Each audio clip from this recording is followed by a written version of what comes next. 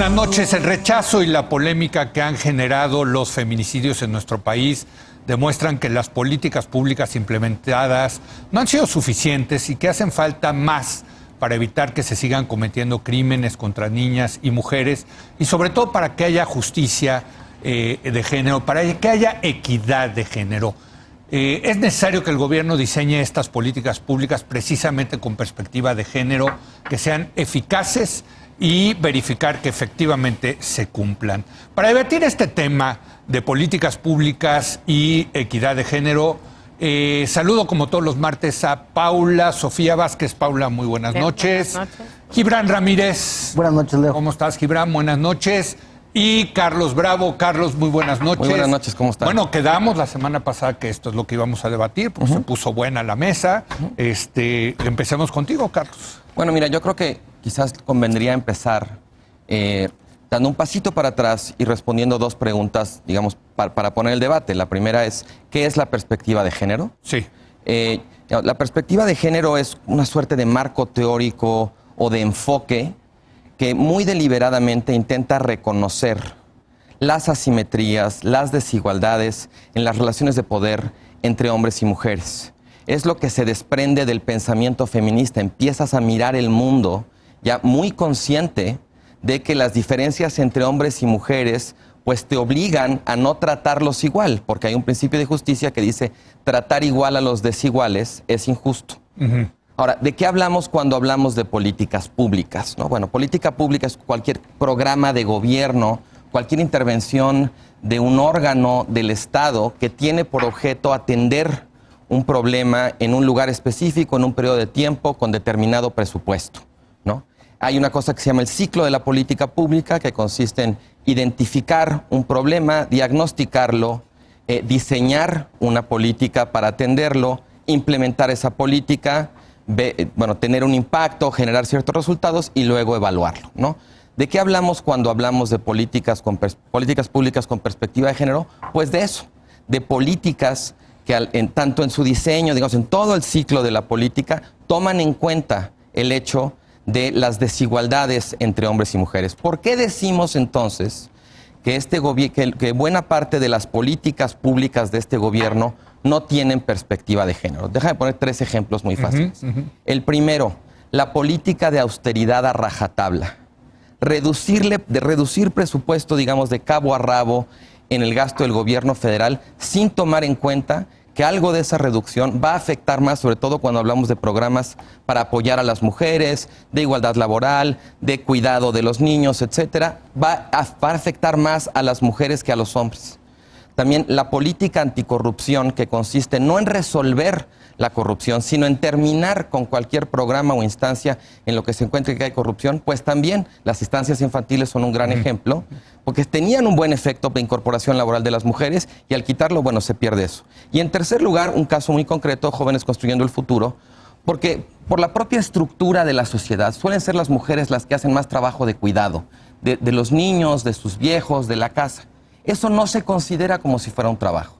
Jóvenes Construyendo Futuro le daba dinero a las personas para incorporarse a ciertos puestos, pero nunca tomó en cuenta el hecho de que a lo mejor también habría que pagar el trabajo de cuidado para compensar la desigualdad entre hombres y mujeres.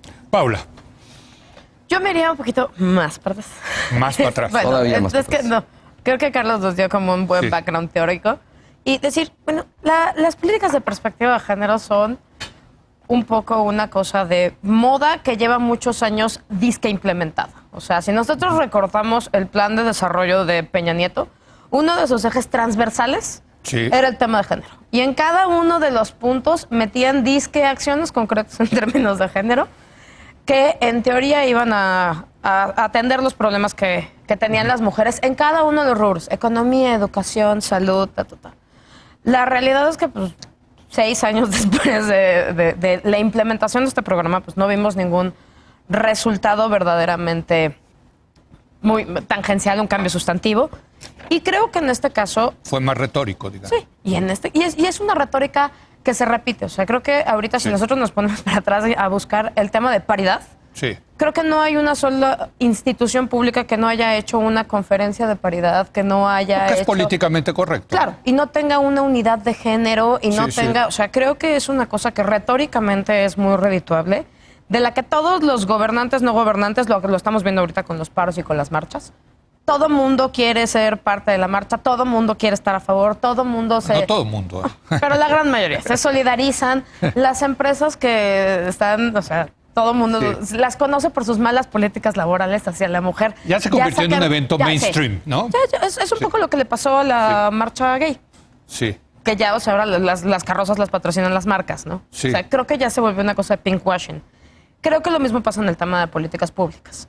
Todo mundo se precia de tener una política pública en materia de género, pero si nos pusiéramos a analizarlas a todas en específico, te darías cuenta que en realidad pues sí tienen componentes de género, pero no tienen una visión de género y sobre todo no están orientadas a obtener resultados que efectivamente ayuden con esa implementación a paliar la brecha de desigualdad en ese ámbito. Gibran. Sí, el debate venía de las guarderías y de la eliminación de algunos programas. Yo decía que no se juzga justamente al gobierno del presidente López Obrador, porque no se considera que hay, primero en el estilo personal de López Obrador, una marcada perspectiva de género, si bien no coincide con el espíritu de los tiempos, no se desarrolla en el mismo discurso. Es el primero que empezó con los gabinetes paritarios, los programas se entregan a las jefas de familia, pero hay varios ejemplos concretos que quisiera retomar que a mí me hacen pensar que sí hay un cambio. Uno, el estudio de Coneval de no discriminación da cuenta de que 53 de los 148 programas combaten la discriminación y particularmente 9 la desigualdad por género. Ya de este gobierno. Ya de este gobierno.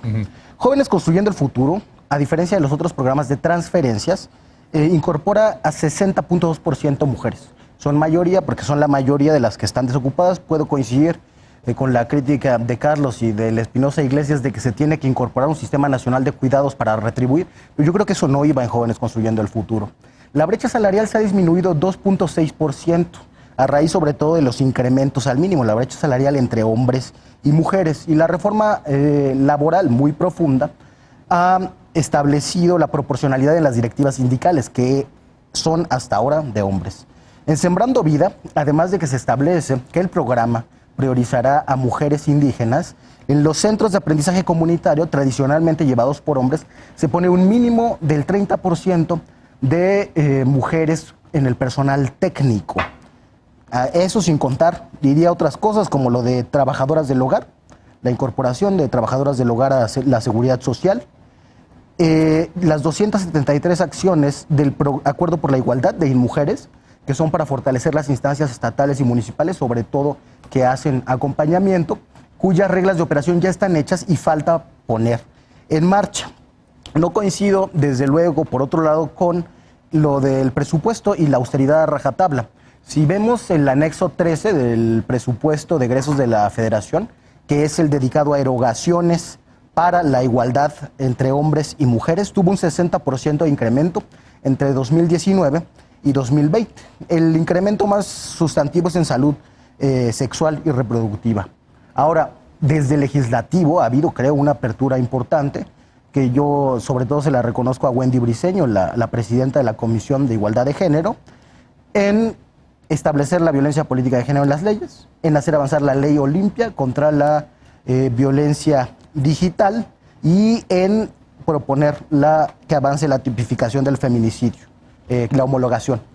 Bueno, solamente tú lo mencionaste, pero yo creo que habría que empezar con la gran política pública que genera tanta controversia en este tema y que son los derechos reproductivos de las mujeres. O sea, esa es la gran política pública. El hecho de que el Estado prohíba que las mujeres tomen su decisión con respecto a interrumpir o no un embarazo, pues me parece que ese es un reclamo, Paula, que viene de las viejas feministas. Sí, tenemos Bueno, y seguimos peleando lo mismo. Bueno, y seguimos en eso. Yo creo que a las mujeres hay que tratarlas como adultas, con libertad, que ellas tienen la capacidad de decidir qué es lo mejor para ellas, y el Estado tiene que no solamente no prohibir la interrupción del embarazo, sino que dar las condiciones para que se brinden seguridad en hospitales públicos y con buenas calidad de sanidad, en fin. Ese es uno de las, o sea, gran política pública, que aquí sí divide, por cierto, a las mujeres. Hay mujeres que están en contra y mujeres que están a favor, ¿eh? Bueno, divide a toda la población, no nada más a las mujeres. Sí, ¿no? sí, sí. Yo creo no, que pero yo estoy hablando yo creo que ese derecho es de las mujeres, ¿no? Mira, yo creo que es importante y celebro que nos metamos, digamos, a los detalles, a la hierba de las políticas, porque ahí podemos encontrar como ambigüedades, diferencias, saldos mixtos, ¿no? Yo creo que en general, por ejemplo, en el tema que tú estás diciendo, que es muy importante, se celebró mucho en su momento que el Congreso de Oaxaca, con mayoría de Morena, despenalizara el aborto, ¿no? Y creo, pues desde luego, que eso está muy bien. Morena tiene mayorías en muchos congresos, no nada más en el de Oaxaca. Y en esos congresos no ha habido avances. O sea, yo creo que dentro de la coalición de Morena, por ser una coalición tan diversa de pronto, pues no es lo mismo la mayoría de Oaxaca que la mayoría de otros estados que probablemente sean más conservadores, ¿no? Yo creo también que es muy importante aquí, yo creo que el tema del dinero sí es muy importante. Y haberle cortado en 2019, que son los datos que yo revisé, cuestión de 2,000 millones de pesos a cuestión de 20 programas de apoyo a la mujer, a equidad de género, estancias infantiles, etcétera, pues sí creo que es una decisión que puede tener una racionalidad económica, pero no tiene una racionalidad de género. Ahora, creo también que es muy importante aquí mover el foco de la figura del presidente López Obrador, porque el presidente no es el gobierno, ¿no? Y yo creo que el presidente, en el manejo de este tema, en la respuesta a las protestas de las mujeres, se ha equivocado y se ha equivocado mucho. Pero el presidente no es, digamos, el país. Yo creo que los gobiernos locales quizás tengan más, ¿no? Influencia. Gobiernos locales, fiscalías, congresos. Y el otro punto también lo decía una tuitera, Daniela Malpica, el otro día, y la iniciativa privada no tiene vela en esta tierra también, los espacios de trabajo, las empresas, la igualdad de pagos. O sea, creo que este es un problema al que flaco favor le hacemos cuando lo encuadramos exclusivamente en el tema de si el presidente es feminista o no. Yo creo que el presidente no es feminista. Cuando Jorge Ramos se lo preguntó abiertamente, él eludió decir si soy o no soy. Pero es lo menor de nuestros males. En el que, mira, el presidente tendrá sus problemas y sus temas con el género, pero esto va más allá de él. Sí, por Viene ejemplo, de antes y le va a sobrevivir. Otra política pública importantísima son los refugios a las mujeres que violentadas, que deben de ser, creo que por su naturaleza, locales, de gobiernos locales, ¿no? Creo que en este caso lo que estamos viendo es, por un lado, coincido con Gibran, los programas nuevos de política pública implementados sí tienen aspectos de perspectiva de género y sí se está tratando, los federales, se está tratando de que haya incorporaciones paritarias y que se den a mujeres, etcétera. Pero al mismo tiempo, también se desmanteló una estructura que no eran programas sociales orientados específicamente a la mujer, pero que habían ayudado a construirle un entramado de seguridad y de protección y de mejores condiciones laborales y de mejores condiciones de salud, que ese es un faltante. El otro gran faltante es el empuje de ciertas demandas, como la despenalización del aborto, como políticas públicas que ayuden a flexibilizar horarios, que ayuden a licencias de paternidad, licencias de maternidad. O sea, creo que se las tomen los hombres también. Sí, claro. Y pero también hay ciertas cosas, incluso dentro de la función pública. O sea, dentro de la función pública, el trabajo que se solicita dentro de la función pública es un trabajo que es muy malo para la mujer que trabaja y también muy malo para el hombre que trabaja. Sí. O sea, es un esquema de trabajo que el gobierno no cumple, es muy dañino para las familias, ¿no? Sí. Entonces creo que también esas son cosas en las que hacen falta pasos muy precisos, muy específicos, que aparte no cuestan, ¿eh? Sí. O sea, flexibilizar los horarios de trabajo no es una cosa que implique agarrar presupuesto. Cuando decíamos, cuando yo trabajaba en el gobierno, cuando hay muchas horas nalgas ahí perdidas, ¿no? Que no hacen nada, ¿no? El famoso tienes horario de entrada, pero no tienes horario de salida. Sí, pues sí. Entonces, creo que son cosas que no cuestan. O sea, si estamos hablando de pensar en cómo hacer mejores políticas públicas con un presupuesto acotado, hay muchas cosas que se pueden hacer que no cuestan. Gibran. Sí, yo creo, sí, hubo recortes en algunos programas, por 2,000 millones, decía Carlos, y yo creo que palidecen con respecto al incremento que mencionaba yo del anexo 13 del presupuesto, que es de decenas de miles de millones. Sin embargo, yo creo que hay varios pendientes, en eso coincidimos todos. Particularmente, no hay una política emergente de atención al feminicidio. que podría incorporar, ya lo dijimos la vez pasada, a personas que realizan estas labores en la sociedad civil, a colectivas de mujeres que están por todo el país. Sí. El tema del aborto, que creo que sí es un problema gestionar a nivel local. Casi ningún diputado local o ninguna diputada local, yo he hablado con varios, está dispuesto a aventarse el tiro de votar a favor, de ser crucificado en los medios locales y de perder la perspectiva de ir a una diputación federal, de repetir en el Congreso. Hay una cuestión ahí de costo político muy mundana, pero muy entendible también. ¿Estás justificando el conservadurismo? No, yo creo... ¡Qué no, barbaridad! No, Dios mío.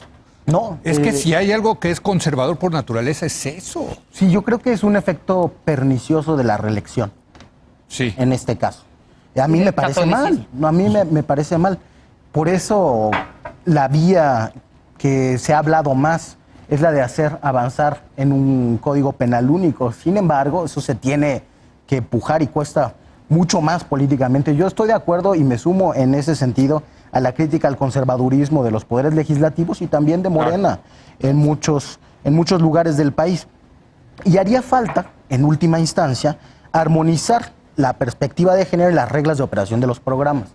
Ya pasó este tiempo de empezar a echar a andar las políticas sociales que eran urgentes y que se fue improvisando en cierto sentido, que se fue pensando en el camino, porque había que hacer muchas cosas.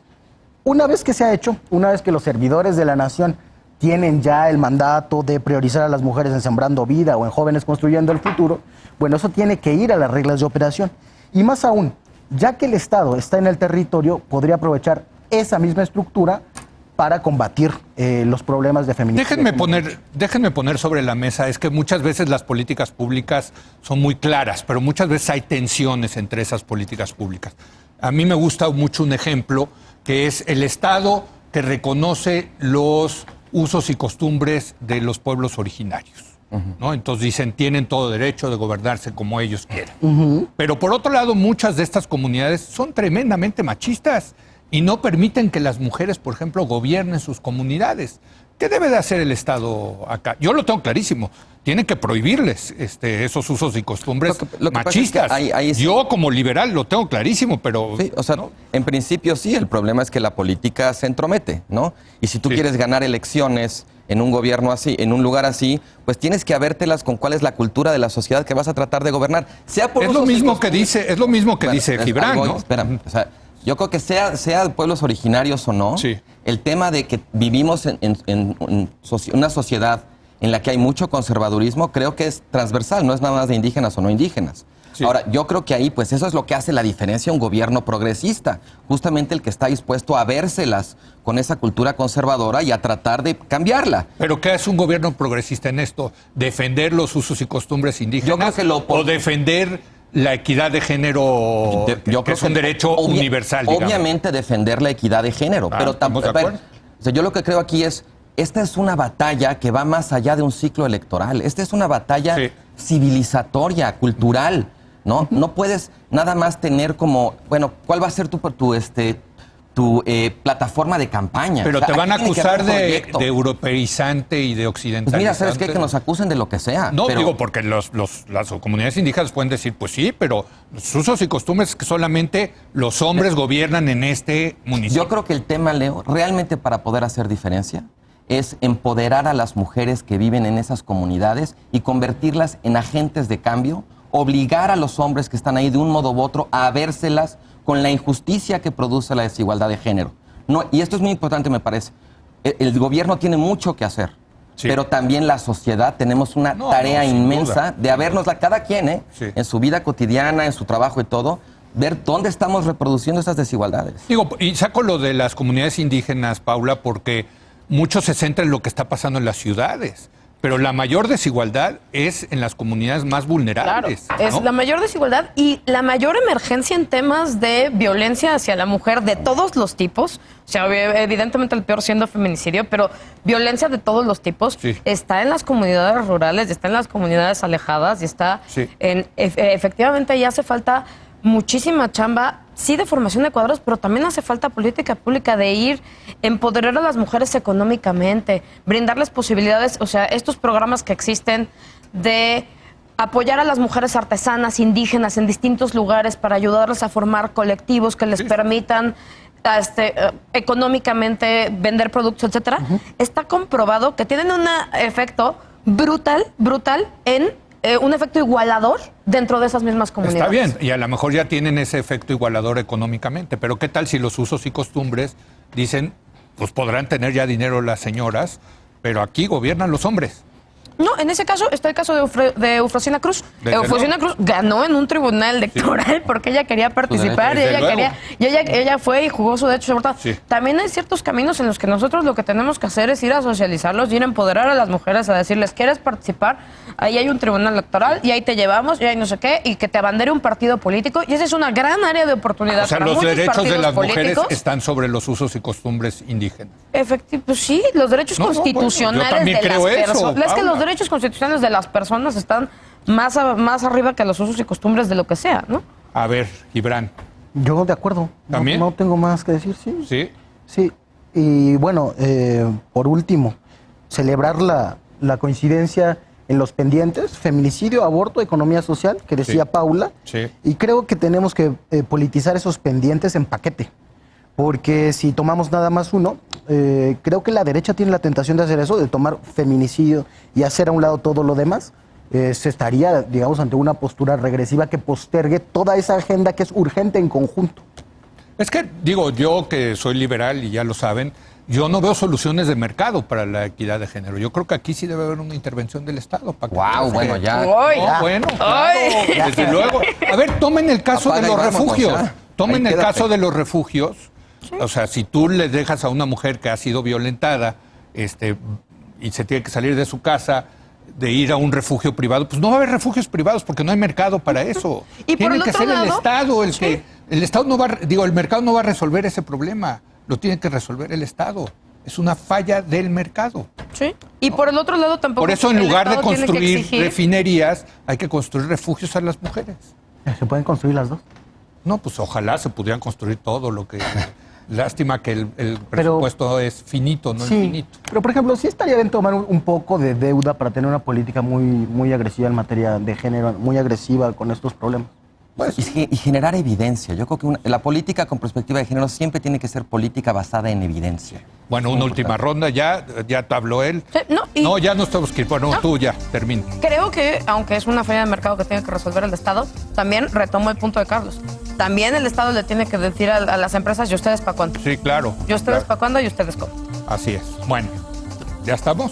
Muy bien. Muy bien. Mucha coincidencia. Este tema está difícil, ¿no? Qué barbaridad. Gracias. Un placer, como siempre, debatir con ustedes. Vamos a una breve pausa. Viene Malaquías López Cervantes y María Eugenia Jiménez Corona. Con ellos vamos a hablar de cómo se está desarrollando el coronavirus.